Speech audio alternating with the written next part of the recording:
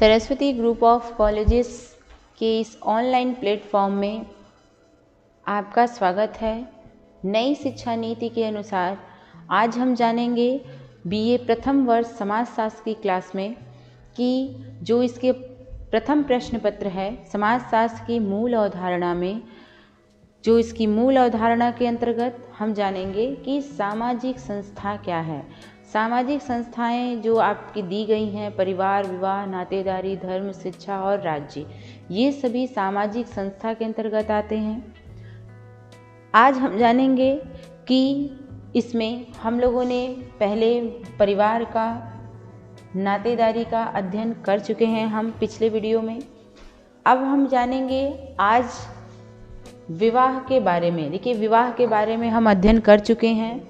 विवाह कितने प्रकार के होते हैं, विवाह का अर्थ क्या है, परिभाषा क्या है, विवाह के उद्देश्य क्या हैं, ठीक, इन सब विवाह कितने प्रकार के होते हैं, इनका अध्ययन हम कर चुके हैं।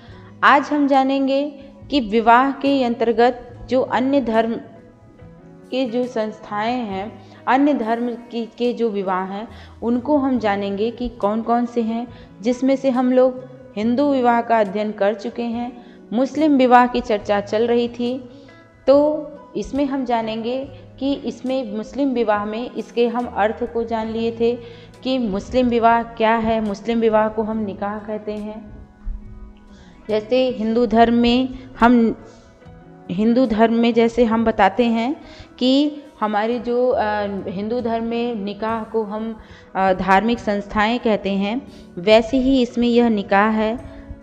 बिना इसमें किसी दो गवाह के या काजी के यह विवाह संपन्न नहीं होता है, इसलिए इनकी अनुमति होती है। इनका होना अति आवश्यक माना जाता है। इनके कुछ उद्देश्य भी होते हैं, ठीक है, इनके कुछ उद्देश्य भी होते हैं, जैसे संतान उत्पत्ति करना, फिर उसके बाद से परिवार को चलाना, बच्चों का, अगर बच्चों को हम जन्म दे दिए हैं तो उनका लालन पालन करना, देख रेख करना उनका, ठीक है।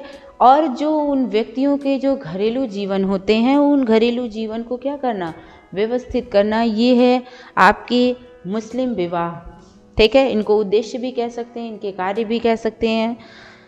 बहुत सारे लोग क्या करते हैं, बहुत सारे लोग ये भी कहते हैं कि मुस्लिम विवाह में कुछ ऐसी परंपराएं हैं, अलग अलग तरीके का उसमें विचारधारा होता है। कुछ लोग कहते हैं कि जो मुल्ला होते हैं, पुरोहित होते हैं, जैसे हम हिंदू धर्म में बिना पुरोहित के विवाह संपन्न नहीं होता है, वैसे ही इसमें भी देखा जाता है कि इसमें कभी कभी देखा जाता है कि बिना पुरोहित के भी विवाह हो जाता है। बस जो स्त्री और नर और नारी हैं, उनकी मंजूरी होनी चाहिए। वह एक दूसरे से विवाह करने के लिए हामी अगर भरते हैं तो इस विवाह को हम कर सकते हैं। बहुत सारी इसकी विशेषताएं भी होती हैं। इसमें मेहर प्रथा होती है। मेहर मतलब होता है धन। धन होता है जो स्त्रियों को दिया जाता है। स्त्री धन होता है जो लड़के वाले जो होते हैं, वर पक्ष जो होता है, वह स्त्री पक्ष को देता है, ठीक है। इसमें जब तक दोनों को प्रस्ताव रखा जाता है, ठीक है, अगर वह वर वधू अगर उस प्रस्ताव को स्वीकार करते हैं, तभी क्या करते हैं, विवाह की स्वीकृति देते हैं, ठीक है। अब हम आज वीडियो में जानेंगे कि विवाह के प्रकार क्या हैं, ठीक है। विवाह के देखिए दो प्रकार हैं, ठीक है। एक है निकाह और दूसरा है मुताह, ठीक है। दो प्रकार के होते हैं। इन दोनों के ही आधार पे क्या किया जा सकता है, विवाह को किया जा सकता है, ठीक है, और विवाह को किया जा सकता है।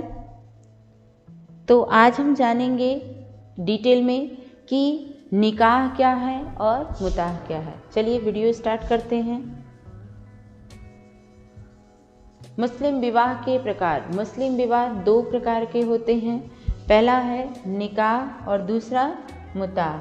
तो निकाह को सबसे पहले हम जानेंगे कि निकाह क्या है, इसको विस्तृत तरीके से जानेंगे।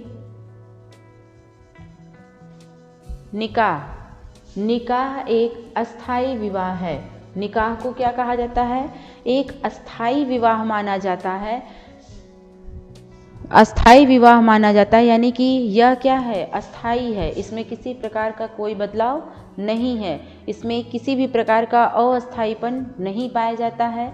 इसमें वर वधू का जो वर वधू के जो प्रस्ताव होते हैं उनको स्वीकार किया जाता है, इन दोनों की मंजूरी होती है, इनकी इच्छा होती है, तभी इस विवाह को क्या किया जाता है, कराया जाता है।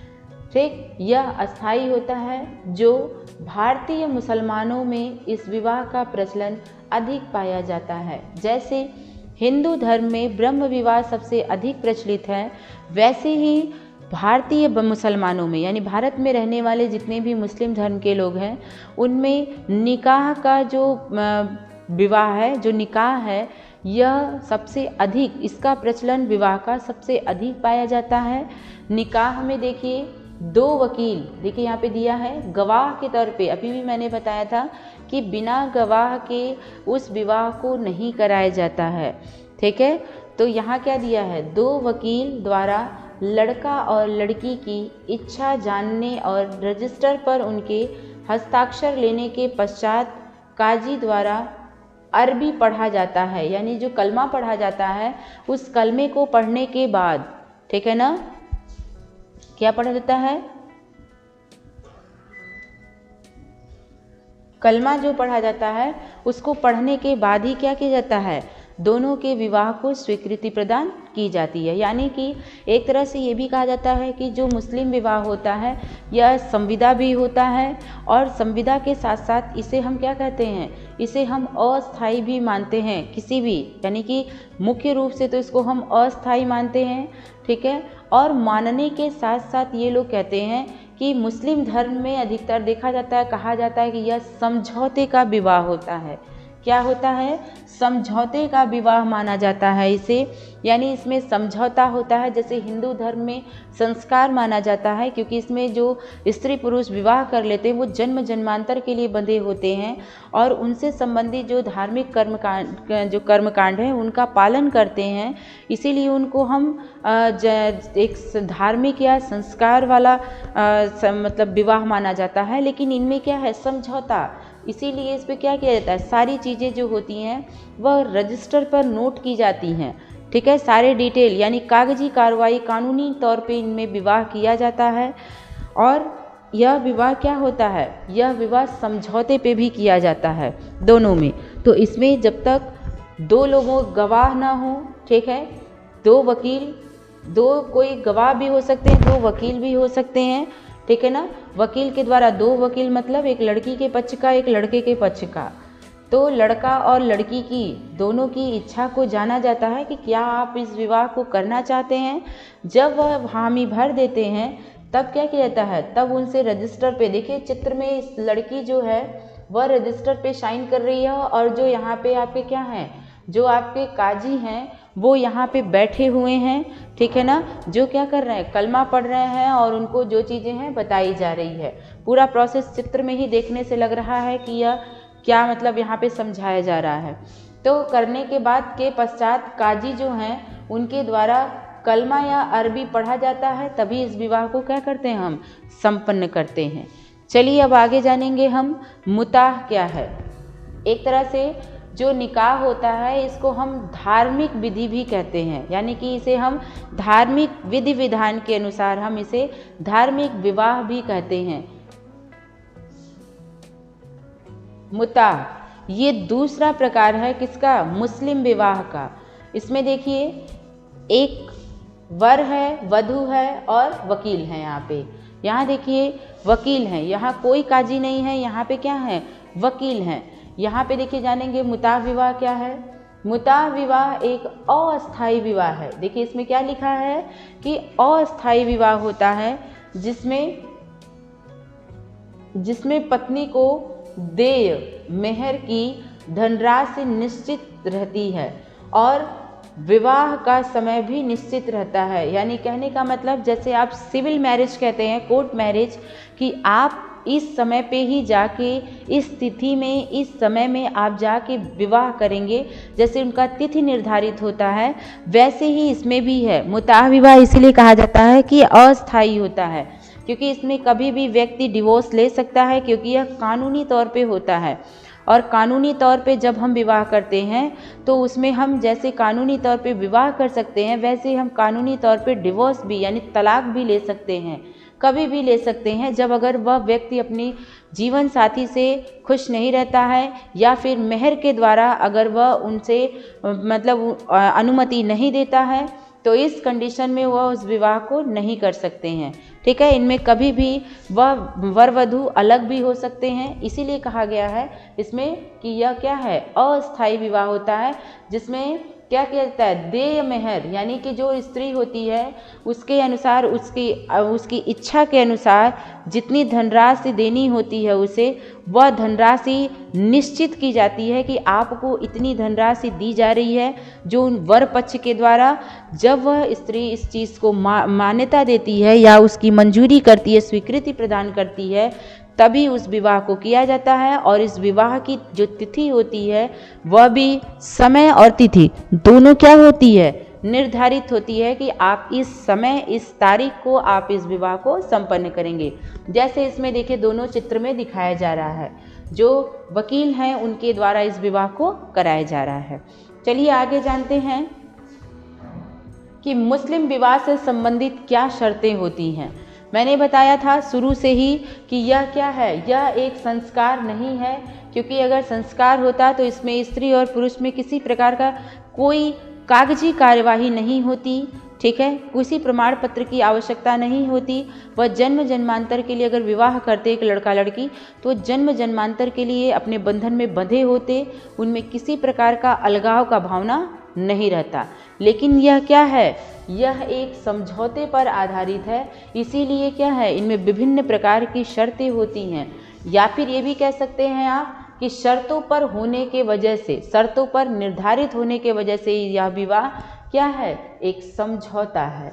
ठीक है, तो जानेंगे कि मुस्लिम विवाह में कौन सी शर्तें रखी जाती हैं। देखिए पहली शर्त है इसमें कि विवाह संबंध परस्पर दोनों पक्षों की सहमति अर्थात बिना दबाव के हो रहा हो।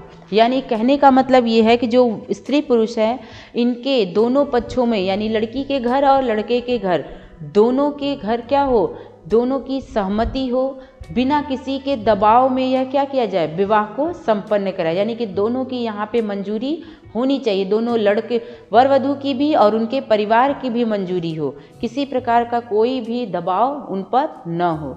इस कंडीशन में इस विवाह को अगर ऐसा होता है तब इस विवाह को किया जा सकता है, अन्यथा की स्थिति में नहीं किया जा सकता है। अगला दिया है, प्रत्येक मुसलमान जिनकी आयु 15 वर्ष है, ठीक है ना, 15 वर्ष पूर्ण हो तथा वह दिमागी रूप से स्वस्थ हो, वह निकाह करने के योग्य हो सकता है। जैसे मुस्लिम हिंदू धर्म में कहा जाता है कि क्या करते हैं लोग, जैसे 18 वर्ष के बाद वर वधू की विवाह को मान्यता दी जाती है विवाह के लिए, वैसे ही मुस्लिम धर्म में क्या है, एज 15 वर्ष है। यदि इस लड़का लड़की 15 साल से कम होते हैं अगर, तो उनको विवाह करने की अनुमति नहीं होती है। अगर वह 15 वर्ष पूर्ण कर लिए हैं तो उन्हें क्या है, और अगर दिमागी रूप से वह स्वस्थ हैं तभी वह क्या कर सकते हैं, निकाह को कर सकते हैं, विवाह को कर सकते हैं। इनमें बाल विवाह की प्रथा होती है। ठीक है, पहले हिंदू धर्म में होती थी लेकिन मुस्लिम धर्म में लेकिन अब हिंदू धर्म में नहीं है। अगला जानेंगे, लड़का और लड़की ने काजी के समकक्ष, यानी कि जो काजी हैं, जो कलमा पढ़ रहे हैं, जो उनके पुरोहित हैं, उनके समकक्ष एक दूसरे से विवाह करने हेतु सहमति दे दी हो। यानी कि जब जाकर वर वधू के पास जो काजी जाकर उनकी जो सहमति लेनी होती है, जो उनके सामने जो प्रस्ताव रखते हैं, उस प्रस्ताव को जब वह हामी भर देते हैं, जब उनमें सहमति दे देते हैं, तभी हम क्या कर सकते हैं, तभी विवाह को कर सकते हैं। अगर इन दोनों की सहमति नहीं होती है तो हम विवाह को नहीं करा सकते हैं, भले ही इनका परिवार इनके विवाह के लिए एग्री करता हो। अगला है, विवाह की स्वीकृति के समय दोनों पक्षों से कम एक पुरुष और 2 स्त्रियां गवाह के रूप में उपस्थित होने चाहिए। जैसे मैंने चित्र में भी इससे पहले दिखाया था कि वहाँ पे कुछ लोग मौजूद हैं जहाँ पे लड़की साइन कर रही है, या फिर वर वधू, जहाँ पे दोनों प्रकार में मैंने दिखाया भी है चित्र में कि वहाँ पे आगे पीछे कुछ लोग वहाँ पे उपस्थित हैं, ठीक है ना, जहाँ पे वह स्त्री क्या कर रही है, विवाह की स्वीकृति को कर रही है। तो कहने का मतलब है अगर मुस्लिम विवाह व्यक्ति करता है तो उसके लिए क्या करना पड़ेगा, दोनों पक्ष से कम एक एक पुरुष हो और दो दो स्त्रियों का होना वहाँ पे होना, गवाह के रूप में होना चाहिए। अगर ऐसा होता है तभी वह क्या कर सकते हैं, विवाह को कर सकते हैं, अन्यथा की स्थिति में नहीं कर सकते हैं। अगला है विवाह के परिणाम के रूप में मेहर। मेहर मतलब होता है धन। मेहर की धनराशि निश्चित कर ली जाती है अथवा भुगतान कर दी जाती है। कहने का मतलब विवाह से पहले ही पूरा प्रोसेस लिखा होता है कि वर पक्ष से कितनी मेहर को कन्या पक्ष को दी जा रही है। इस चीज़ का जो धनराशि है वो निश्चित कर लिया जाता है कि हमें इतना देना है, ठीक है, और या फिर वो लिखा होता है कि हाँ हम इतना देंगे आपको, या फिर पहले से ही क्या किया जाता है, वर कन्या पक्ष को वर पक्ष के द्वारा दे दिया जाता है। ये चीज़ें क्या की जाती हैं, निश्चित कर दी जाती हैं कि इनको इतना देना है। अगर ऐसा होता है तभी वह क्या कर सकते हैं, विवाह को कर सकते हैं। अगला है विवाह के समय दोनों पक्ष में कोई पक्ष नशे या उत्तेजना में नहीं हो। विवाह के समय दोनों पक्ष में, यानी कहने का मतलब लड़का और लड़की दोनों के पक्ष में कोई भी, चाहे वह गवाह के रूप में हो या विवाह के लिए योग्य जो वर वधू होते हैं, वो दोनों में से कोई भी व्यक्ति न ही उत्तेजना में रहे और ना ही नशे में रहे। यदि ऐसी स्थिति में रहता है तो वह इस विवाह को नहीं कर सकते हैं। अगला है दोनों पक्ष किसी प्रकार के निषिद्ध संबंध के अंतर्गत न आते हों। निश्चित संबंध के अंतर्गत न आते हों, यानी कहने का मतलब जैसे मुस्लिम धर्म में विवाह में माते यानी कि दूध का जो संबंध होता है वह उनके लिए सबसे अनमोल होता है, उनमें विवाह नहीं होता है, ठीक है। बाकी अन्य किसी भी धर्म में यह विवाह, अन्य किसी भी संबंध से वह विवाह कर सकते हैं, रिश्तेदारों से विवाह कर सकते हैं। तो इस पक्ष में भी क्या किया जाता है, इस पक्ष को भी मुख्यतः देखा जाता है कि वह हमारे किसी भी प्रकार के निश्चित संबंध में तो आते नहीं हैं। इस चीज़ को मुख्य रूप से इसमें देखा जाता है, ठीक है। ये है मुस्लिम विवाह के शर्तें, ठीक है। ये कंप्लीट हो गया है मुस्लिम विवाह। हम अगले वीडियो में पढ़ेंगे सामाजिक संस्था के अंतर्गत की अन्य कौन सी चीज़ें और भी आती हैं, इसमें क्या और है सामाजिक संस्थाएं, उनका अध्ययन करेंगे। तब तक पढ़ते रहिए। धन्यवाद।